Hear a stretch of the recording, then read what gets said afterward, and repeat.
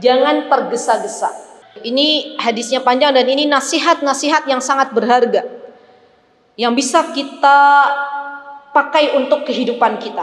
Saya bacakan dulu hadisnya, ya panjang, tidak apa-apa ya. Haddatsana Al-Hasan anna rajulan tuwfiya wa taraka ibnan lahu wa maulan lahu fa awsa maulahu bibnihi falam ya'luhu hatta adraka wa zawwajahu wa qala lahu jahhazni atlubul ilm fajahhizahu فأتى عالما فسأله فقال إذا أردت أن تنطلق فقل لي أعلمك فقال حضر مني الخروج فعلمني فقال اتق الله واصبر ولا تستعجل قال الحسن في هذا الخير كله فجاء ولا يكاد ينساهن إنما هن ثلاث فلما جاء أهله نزل عن راحلته فلما نزل الدار إذا هو برجل نائم متراخ عن المرأة فإذا امرأته نائمة فقال والله ما أريد ما أنتظر بهذا فرجع إلى راحلته فلما أراد أن يأخذ السيف قال اتق الله واصبر ولا تستعجل فرجع فلما قام على رأسه قال ما أنتظر بهذا شيئا فرجع إلى راحلته فلما أراد أن يأخذ سيفه ذكره فرجع إليه فلما قام على رأسه استيقظ الرجل فلما رآه وثب إليه فعانقه وقبله وسأله قال ما أصبت بعدي قال أصبت والله بعدك خيرا كثيرا أصبت والله بعدك أني مشيت الليل بين السيف وبين رأسك 3 مرار فحجزني ما أصبت من العلم عن قتلك. Jadi ini intinya ya. Intinya ada 3 sifat mulia yang harus kita tanamkan. Yang pertama, ittaqillah. Yang pertama adalah bertakwa kepada Allah Subhanahu wa taala. Nanti saya jabarkan insyaallah. Yang kedua adalah sabar, wasbir. Sabar. Yang ketiga, wala tasta'jil. Jangan tergesa-gesa. Nah, ini biasanya sifat wanita apalagi itu gampang banget buru-buru. Pendek toh Bu intinya. Nah, tapi hadisnya panjang. Tapi di sini teksnya panjang karena ini lagi cerita ya. Nah, begini ceritanya. Jadi, dari Hasan mengabarkan kepada kami bahwasanya ada seorang laki-laki wafat meninggalkan seorang putra. Ya, ada laki-laki dia meninggal dunia dan meninggalkan seorang putra dan seorang budak. Ya, seorang budak. Maka dia mewasiatkan kepada budaknya untuk mengurus putranya. Kan biasanya begitu kan? Kalau ada bapak, ibu sudah sepuh, punya rewang gitu ya, zaman sekarang ya. Terus rewangnya itu sudah lama tinggal bersama keluarga tersebut. Biasanya kan kalau sudah mau meninggal dunia dan sudah percaya ke rewangnya ini, biasanya bilang, tolong nanti kamu tetap tinggal di sini, ngurusin anak-anakku, begitu ya. Ada tuh satu keluarga begitu? Kalau memang sudah deket gitu loh, sudah deket dengan rewangnya. Nah sama, dulu waktu masih ada budak, juga sama bapaknya mau meninggal, dia berwasiat kepada budaknya, tolong ya urusin kepentingan putraku. Baik, kemudian setelah dia dewasa, anaknya dewasa, maka anaknya berkata kepada budaknya, budak yang ditinggali oleh tinggalan bapaknya, dia mengatakan, tolong siapkan sesuatu untukku karena aku akan pergi rihlah menuntut ilmu. Nah ini nih Bu, yang pertama mutiara hikmah yang bisa kita ambil dari teks ini adalah sesungguhnya orang yang mau menuntut ilmu itu butuh persiapan. Orang yang mau mencari ilmu itu butuh perbekalan.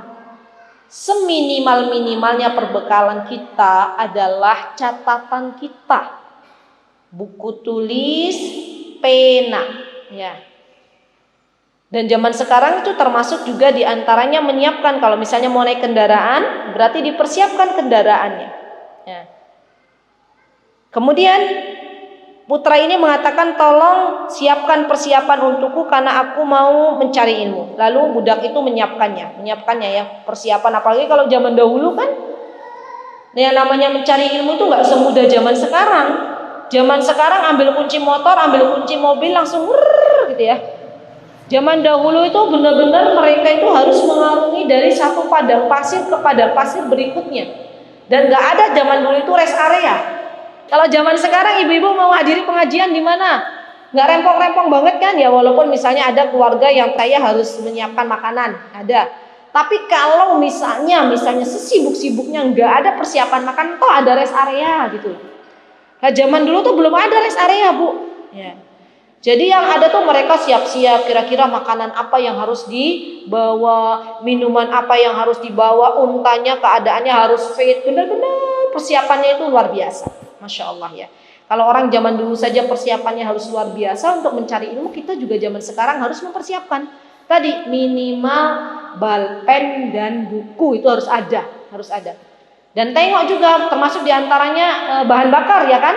Jangan sampai mau menghadiri kajian ternyata bahan bakar motor atau mobilnya nggak ada.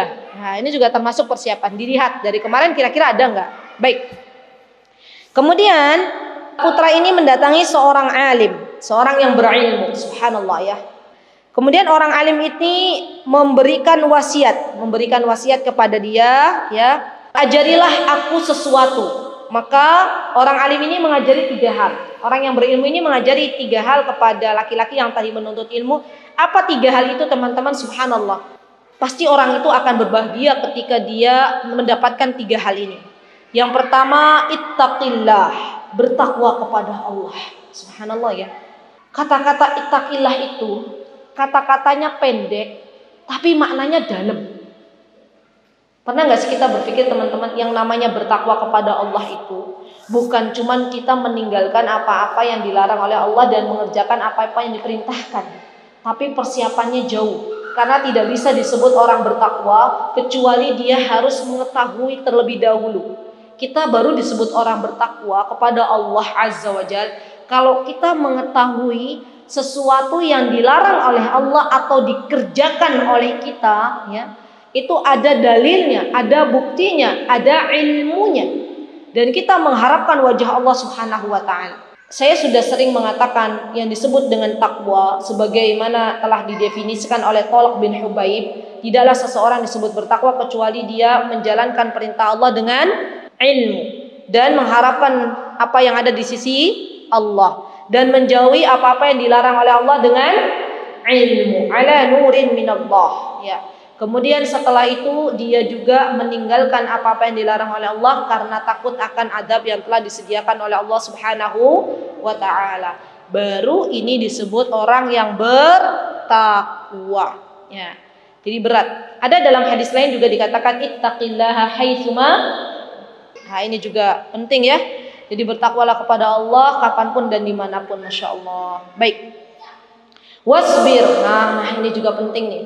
Ini modalnya emak-emak banget ini. Wasbir, sabar. Sabar itu sampai kapan? Sampai kita meninggal dunia. Ya. Jadi nggak ada batasnya. Namanya sabar itu terus, sabar dalam mendidik anak, termasuk kesabaran yang harus kita perjuangkan, sabar melayani suami, sabar dengan takdir Allah, sabar menjalankan ketaatan, sabar menjauhi larangannya, kita memakai hijab, ya, sabar ketika ada panas gitu ya, kan sabar. Sabar ketika kita menjauhi ghibah gitu ya. Sabar ketika kita nggak ikut-ikutan dalam pergaulan-pergaulan yang tidak diperbolehkan oleh Allah. Ya, sabar tidak memakan sesuatu yang diharamkan oleh Allah walaupun itu sudah viral. Kan banyak kan zaman sekarang makanan tuh aneh-aneh zaman sekarang itu. Ya kan? Kalau kita tahu itu adalah makanan yang tidak thayyib dan tidak halal. Jadi bagi seorang muslim itu yang pertama kali adalah halal. Kemudian thayyib apa enggak? Kalau nggak thayyib, nggak halal, tinggalkan. Kalau memang nggak halal, ya tinggalkan. Karena itu adalah sesuatu yang dilarang oleh Allah. Dan kita harus sabar. Sabar nggak kita tidak memakan itu? Sabar nggak kita tidak meminum itu? Ini termasuk kesabaran. Karena kesabaran ada 3 ya teman-teman. Kesabaran dalam menjalankan ketaatan kepada Allah, kesabaran dalam menjauhi larangan Allah, dan kesabaran dengan takdir. Ya. yang paling kita perlu latihan tuh sabar terhadap takdir ya. Mungkin kalau sabar menjalankan perintah Allah itu teman-teman akan lebih mudah ya. Sabar karena ada surga menanti. Sabar dalam menjauhi maksiat Allah juga lebih mudah. Karena kita tahu kalau kita menjauhi apa-apa yang dilarang oleh Allah, maka kita akan dijauhkan oleh Allah dari nerakanya. Yang ketiga ini yang perlu harus push, sabar terhadap takdir. Ya subhanallah. Dan takdir kita itu berbeda-beda. Setiap diri kita itu punya masalah yang berbeda-beda, punya takdir yang berbeda-beda. Maka kita minta kepada Allah, mintanya apa? Ya Allah, berikanlah aku kekuatan untuk menerima takdir-Mu. Ya Allah, berikanlah aku keridhaan untuk menerima apa yang telah Engkau takdirkan. Nah, ini penting banget ini. Ini yang harus ditanamkan dalam diri kita, suami kita dan anak-anak kita. Apalagi di masa-masa pandemi ini. Subhanallah, saya kemarin dengar seseorang ya sampai akhirnya naudzubillah summa naudzubillah, jadi ada kawan yang punya travel itu kan travel umroh haji masa pandemi ini kan corona ini Allah yang mentakdirkan ya. Jadi biasanya memberangkatkan haji, biasanya memberangkatkan umroh, nggak memberangkatkan dan kerjaannya cuma itu tok. Subhanallah, sampai akhirnya kalau dia benar-benar tidak beriman dengan takdir Allah itu terdapat goncangan di dalam kehidupannya dan stres. Nah, itu sampai terjadi loh teman-teman. Maka benar-benar kita beriman kepada takdir Allah itu benar-benar harus kita yakini dan kita aplikasikan di dalam kehidupan dunia. Ya kalau memang corona ini adalah takdir dari Allah, maka kita terima. Ya kita terima dan berdoa kepada Allah, ya Allah mudahkanlah. Karena banyak sekali masa pandemi ini, subhanallah, ya para kepala rumah tangga itu yang kehilangan pekerjaannya. Ya, jadi harus benar-benar menerima, bersabar. Jadi kalau kita lagi emosi teman-teman, kalau kita lagi greget gitu, bilang sendiri, ya Allah sabar toyo, sabar. Sampai kapan sabarnya? Yombo sabar semenit lagi ya iso, 2 menit lagi ya iso, setengah jam lagi ya iso, sampai kapan? Sampai Allah wafatkan kita. Ya kan sabar kita tidak tahu. Sabar itu sampai kapannya? Sampai ajal menjemput. Ajal kapan datangnya? Wallahu taala alam bishawab. Bisa jadi kita sabar semenit lagi kita dapat husnul khotimah. Itu yang harus kita pikirkan. Ya. Jadi jangan sampai teman-teman tuh bilang gini loh, ya Allah kemarin aku ya wis ngalah sama suamiku, saiki sabar lagi gitu ya. Subhanallah, itu syaitani rojim memang kerjaannya begitu ya. Jadi apa yang harus kita lakukan ketika misalnya ada sesuatu yang kita harus ngalah terus ke suami kita? Ya wis sabar ya Allah, sabarkanlah ya Allah, sabarkanlah. Ya Allah, aku hanya mengharapkan apa yang ada di sisimu. Karena pahala sabar itu teman-teman, subhanallah, pahala yang unlimited. Allah tuh rahasiakan. Allah tuh nggak bilang pahala sabar itu seperti apa yang aku akan berikan kalau kamu bersabar, enggak. Itu saking besarnya pahala sabar, Masya Allah. Sampai nanti di akhirat orang-orang yang Allah uji dengan sebuah musibah di dunia ini dan dia bersabar, kemudian di akhirat Allah tampakkan pahala sabarnya itu kepada si fulana yang dia bersabar selama hidup di dunia dengan ujian-ujian yang Allah berikan, musibah beruntun. Dan orang lain akhirnya dia iri, ya Allah, kenapa dulu engkau tidak berikan itu kepadaku? Kata dia, ya Allah kembalikan aku ke dunia walaupun aku harus menggunting-gunting kulitku. Itu ada. Saking pengennya mendapatkan pahala sabar. Ya. Jadi ini nasihat untuk diri saya nih pertama teman-teman ya. Ini jadi bukan untuk teman-teman saja tapi pertama kali untuk diri saya, subhanallah. Nah, ini pentingnya yang duduk di majelis ilmu, pentingnya punya teman solihah, itu yang menguatkan kita apabila kita terjadi sesuatu dalam kehidupan kita, dikuatkan. Kan kalau kita curhat atau apa, nasihatnya apa teman kita yang solihah? Sabar, gitu kan? Mbak, mudah-mudahan dengan sabar ya Mbak, gitu kan? Iya enggak? Nasihatnya kan begitu. Alhamdulillah. Jangan sampai kita ya solusinya sabar lagi. Ya, itu memang solusinya. Ya, Masya Allah. Baik. Kemudian yang ketiga nih, wala tasta'jil, dan jangan tergesa-gesa. Subhanallah. Ini tergesa-gesa itu pintunya syaitan. Syaitan itu mengganggu anak Bani Adam mulai dari tergesa-gesa. Kemerungsung, Tapi bukan gini loh, maksud saya bukan dia on time, dia bisa memanage waktu, itu bukan termasuk tergesa-gesa.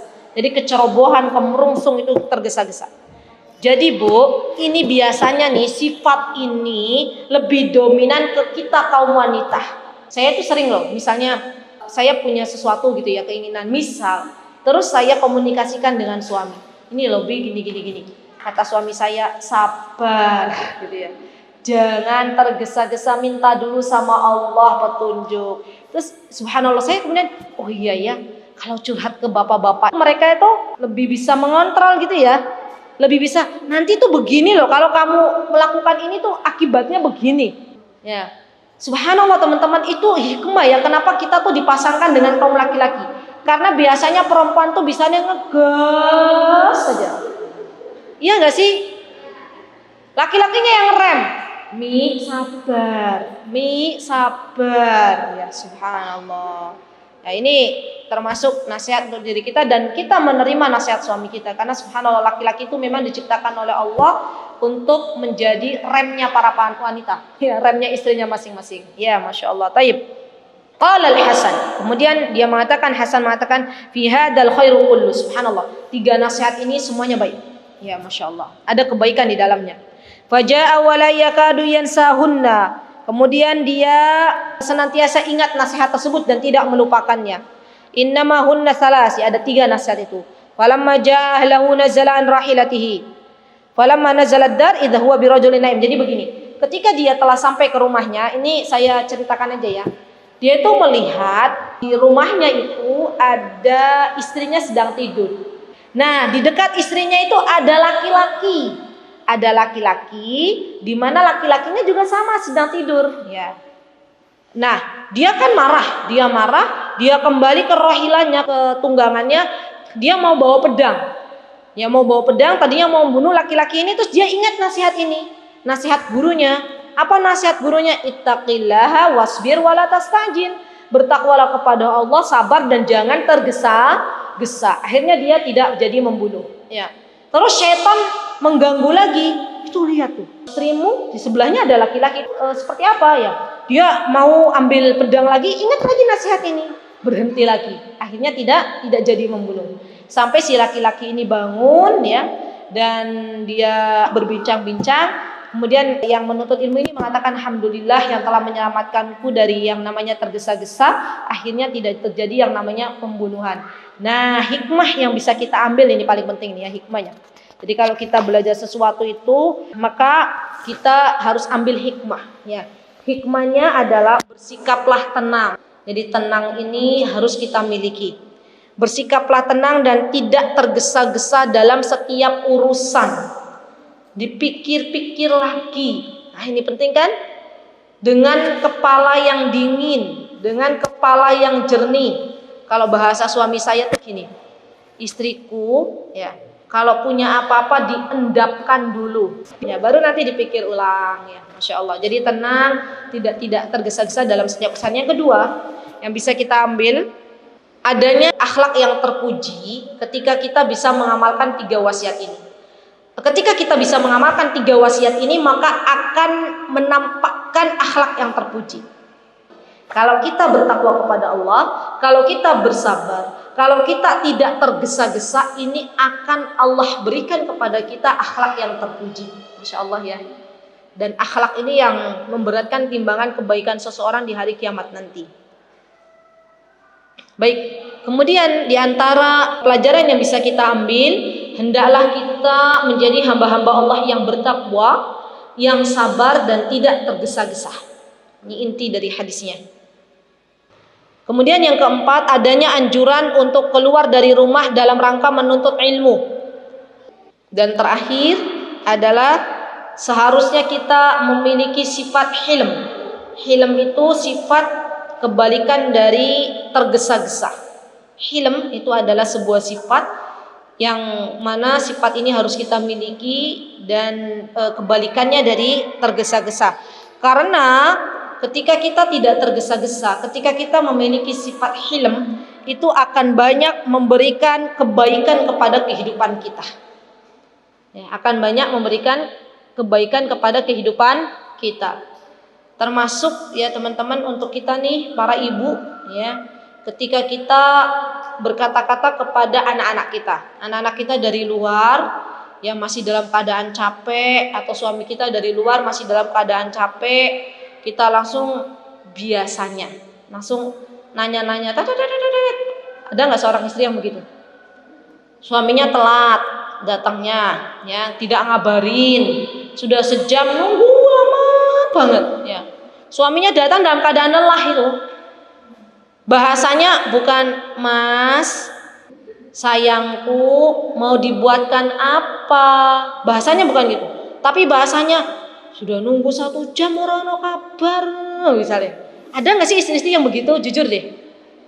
Banyak ya bu ya. Udah 1 jam nggak ada kabar ya.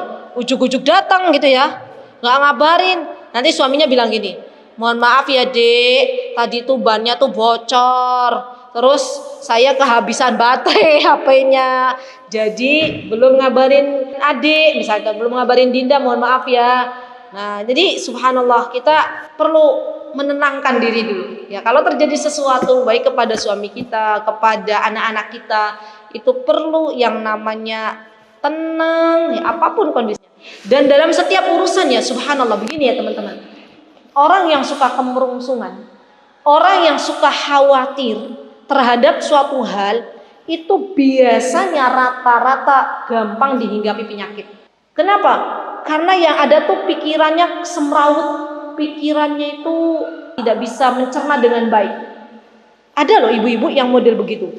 Saya punya kawan, kalau ada sesuatu kabar, terutama kabar-kabar yang tidak baik disampaikan kepadanya, dia langsung stres, dia langsung cemas, dia langsung terus bagaimana gitu ya, dia langsung khawatir. Masya Allah. Dan biasanya nih orang-orang seperti itu, dia bisa menularkan penyakit itu kepada kawannya. Ya, Masya Allah.